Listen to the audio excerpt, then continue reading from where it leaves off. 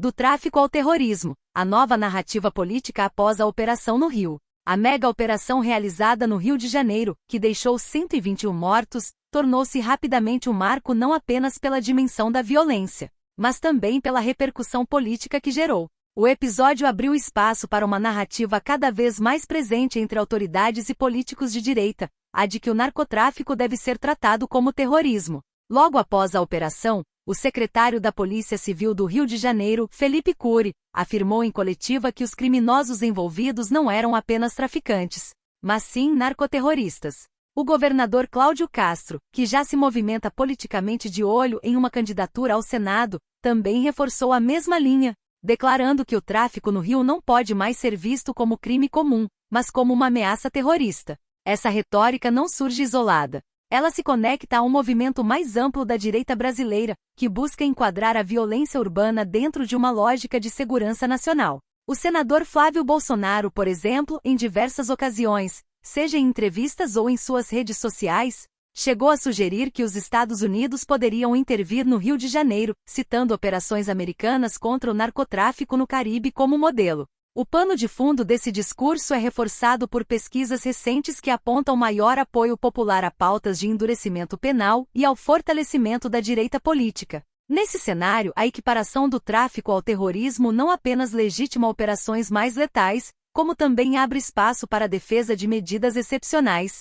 inclusive a possibilidade de cooperação ou intervenção estrangeira. A narrativa, no entanto, não se limita ao Brasil. A repercussão internacional da operação e do termo narcoterrorismo cresceu na última semana. A Argentina e Bolívia já reconheceram facções como o PCC e o Comando Vermelho como organizações terroristas, alinhando-se a uma lógica regional de combate ao crime transnacional.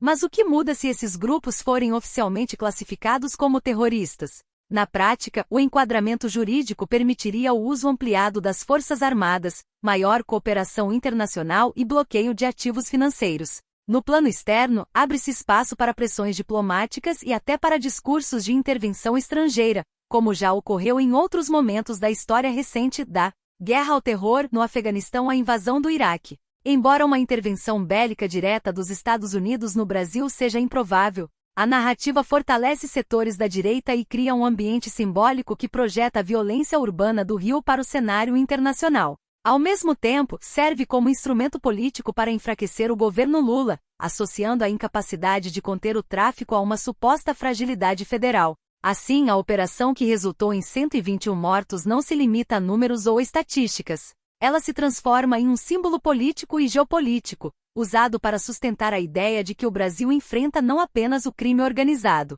mas uma forma de terrorismo interno. Uma narrativa que, ao mesmo tempo em que fortalece lideranças da direita, projeta o debate sobre segurança pública para além das fronteiras nacionais.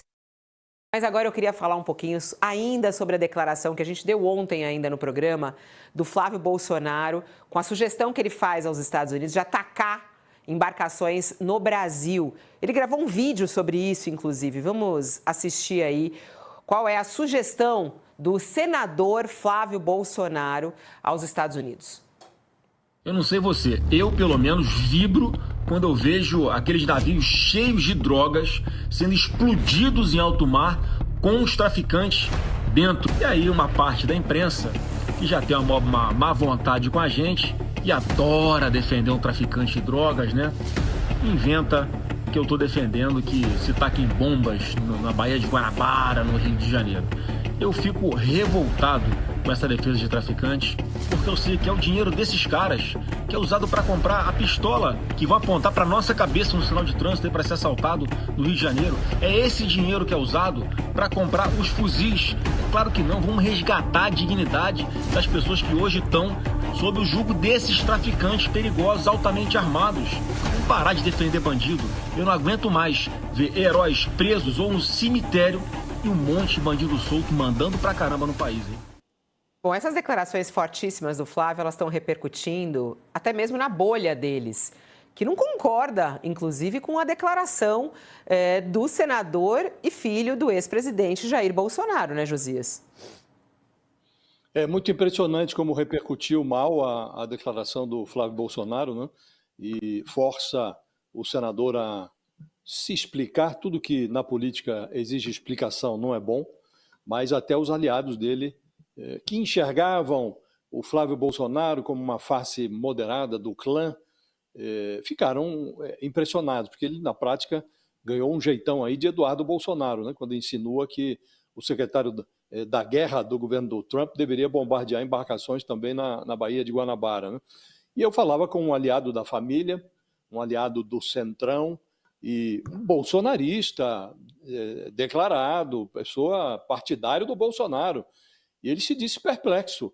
E aí ele resumiu a perplexidade dele, a surpresa dele, em 3 frases, né? Disse que todo mundo sabe que não se faz omelete sem quebrar os ovos, mas a família Bolsonaro quebra os ovos sem fazer omeletes. Esse sujeito disse ter conversado com muita gente, mas ninguém entendeu essa postagem do Flávio Bolsonaro. A segunda frase do bolsonarista diz que, ao se vincular aos torpedos do Trump contra as exportações brasileiras, o Eduardo Bolsonaro tirou a imagem do Lula do buraco.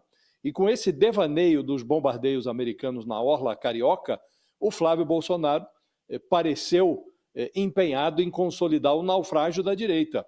E o terceiro raciocínio, Fabiola, desse bolsonarista do Centrão, toma por base um comentário que tem sido divulgado, atribuído ao Lula. O Lula anda dizendo que o Eduardo Bolsonaro é o principal craque do seu time. E aí o bolsonarista disse, olha, aparentemente o Flávio Bolsonaro decidiu disputar com o irmão a camisa 10 do time adversário, do time rival. E o mais irônico, Fabíola, nessa história toda, é que os aliados estavam celebrando, nos últimos dias, um encontro que o Flávio Bolsonaro teve com o Eduardo no final de semana. Avaliavam que o Bolsonaro, o pai, tinha enviado o primogênito aos Estados Unidos para colocar juízo na cabeça do irmão. E ele, aparentemente, voltou com um parafuso solto, né? Então, até os aliados se impressionaram, Fabíola, com esse desalinho, não é, do Flávio Bolsonaro, essa desconexão dele com a realidade. O governador do Rio de Janeiro, Cláudio Castro, afirmou que o Brasil precisa decretar o Comando Vermelho como uma organização narcoterrorista. Vamos ao vivo mais uma vez, direto da capital fluminense, conversar com a repórter Flávia Januzzi, que tem os detalhes sobre essa fala do governador. Bom dia para você. Oi, Soraya, bom dia novamente. Olha, essa declaração foi feita na Rede X. O governador Cláudio Castro disse o seguinte, escreveu o seguinte: o mundo inteiro enxerga o Comando Vermelho uma organização narcoterrorista que usa a violência, o medo e a dominação territorial para impor o seu poder. O domínio de comunidades é uma afronta direta à democracia e ao Estado de Direito. Nenhuma polícia do mundo enfrenta terroristas sozinha. Essa declaração do governador reforça o que a cúpula de segurança pública também vinha reafirmando. 54 mortos na operação do Complexo do Alemão eram de outros estados: Pará, Bahia, Amazonas, Goiás, Mato Grosso, São Paulo, Ceará, Espírito Santo e Paraíba. Autoridades de segurança pública, mais especificamente o secretário de Polícia Civil, Felipe Cury, afirmou o seguinte, que o Complexo do Alemão passou a ser o QG do Comando Vermelho em nível nacional. O governador do Rio, Cláudio Castro, também publicou o seguinte na Rede X: a discussão essa semana vai muito além da segurança pública do Rio de Janeiro. O que estamos enfrentando é um problema internacional.